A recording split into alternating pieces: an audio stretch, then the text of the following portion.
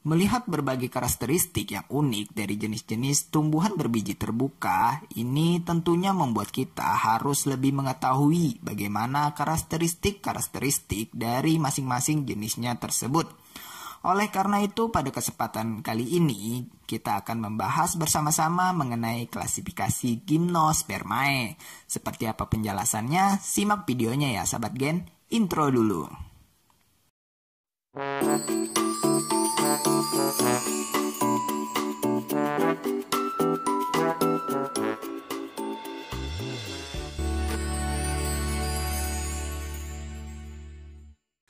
Oke, sebelum lanjut video, ada yang ingin Gen Sukses informasikan bahwa kalian yang ingin mendapatkan materi tertulis dari Gen Sukses, ini bisa langsung ke website gensuksesmedia.com. Di sana juga terdapat berbagai materi-materi biologi. Dan tentunya kalian dapat mengakses dan mendownload secara gratis via Google Drive dari media pembelajaran yang Gen Sukses buat di website tersebut.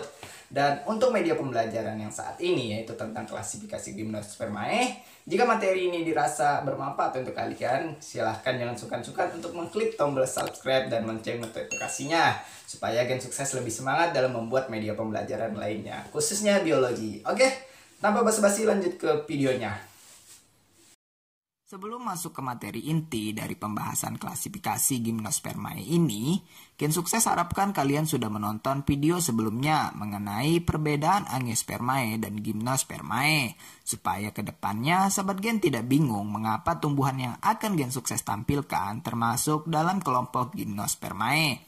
Jika sudah paham dengan materi sebelumnya, yuk masuk ke materi intinya. Klasifikasi Gymnospermae. Meskipun anggota dari Gymnospermae ini lebih sedikit daripada anggota dari Angiospermae, akan tetapi pembagian anggota dari Gymnospermae lebih banyak, yaitu terdiri dari pembagian ke dalam 4 kelas.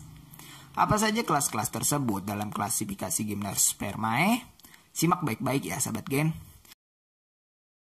Pertama, terdapat kelas Cicadinae. Anggota yang dimasukkan pada kelas Cicadinae ini memiliki karakteristik perawakan yang menyerupai tumbuhan palem, tetapi bukan termasuk dalam kelompok tumbuhan palem sejati.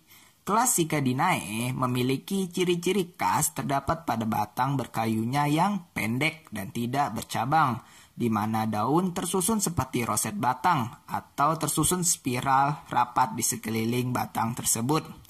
Kalau tumbuhan palem sejati memiliki perawakan seperti ini, sedangkan anggota kelas Cicadinae memiliki perawakan seperti ini. Kelas Cicadinae termasuk ke dalam kelompok tumbuhan dioecious atau berumah dua. Hal tersebut karena Strobilus jantan dan Strobilus betinanya terdapat pada pohon yang berbeda-beda atau tidak satu rumah. Cicadinae banyak ditemukan tumbuh pada daerah tropis dan subtropis. Adapun contoh anggota dari kelas Cicadinae ini antara lain adalah Cycas rumpi dan Cycas revoluta. Kedua, terdapat kelas Coniferinae. Anggota pada kelas Coniferinae memiliki jumlah yang terbanyak di antara kelas dari Gymnospermae lainnya. Perawakan anggota dari kelas ini umumnya berbentuk pohon yang menjulang tinggi, namun beberapa bentuk perawakan lainnya yang dapat ditemui juga dapat berupa semak ataupun berbentuk perdu. Ciri khas yang teramati dari kelas Coniferinae ini adalah bentuk daunnya yang berbentuk seperti jarum atau conifer, dengan karakteristik epidermis daun yang tebal sehingga tahan terhadap perubahan cuaca yang ekstrim.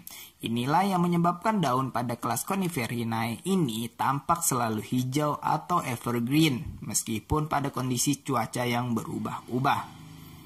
Karakteristik utama lainnya adalah kelas ini menjadi satu-satunya yang termasuk dalam kelompok tumbuhan monoecious atau berumah satu dibandingkan dengan ketiga kelas Gymnospermae lainnya. Hal tersebut berarti bahwa dalam satu pohon terdapat dua jenis Strobilus, yaitu jantan dan betina. Namun biasanya Strobilus jantan dan Strobilus betina tersebut terletak pada cabang yang berbeda. Adapun contoh anggota dari kelas Coniferinae ini adalah Pinus mercusi, Taxus baccata, dan Agathis damara. Kita lanjut pada kelas ketiga, yaitu Ginkgoginae. Anggota dari kelas Ginkgoginae ini memiliki bentuk perawakan atau habitus berupa pohon dengan struktur batang yang bercabang tetapi pendek, diiringi dengan bentuk daun yang khas bertulangan daun menggarpu, sehingga daun tampak menyerupai bentuk kipas pada tangkai daun yang umumnya panjang. Untuk ciri lainnya, kelas Ginkgoginae ini termasuk dalam kategori dioecious, berumah dua, seperti halnya dengan kelas Cicadinae. Adapun contoh dari kelas Ginkgoginae ini adalah Ginkgo biloba. Untuk kelas keempat atau terakhir, terdapat kelas Gnetinae. Kebanyakan dari kita mungkin mengetahui atau mengenal anggota dari kelas Gnetinae ini. Salah satu anggotanya yang familiar adalah Gnetum gnemon atau melinjo. Beberapa ciri yang tampak pada anggota kelas ini adalah tampak batang yang bercabang ataupun tidak bercabang dengan struktur daun berupa lembaran dengan pertulangan daun menyirip menyerupai tumbuhan dikotil. Karakteristik yang unik dibandingkan dengan ketiga kelas lainnya adalah struktur strobilus pada Gnetinae yang tidak berbentuk kerucut, tetapi lebih berbentuk seperti lingkaran dengan ciri termasuk dalam kelompok tumbuhan dioecious atau berumah dua. Oke sahabat Gen, kira-kira untuk materi mengenai klasifikasi dari Gymnospermae ini cukup sampai di sini ya. Semoga video kali ini bermanfaat dan terima kasih telah menonton video Gen Sukses. Jika video ini membantu kalian memahami materi biologi, jangan lupa klik tombol like dan subscribe ya. Sampai ketemu di video-video selanjutnya. Bye-bye.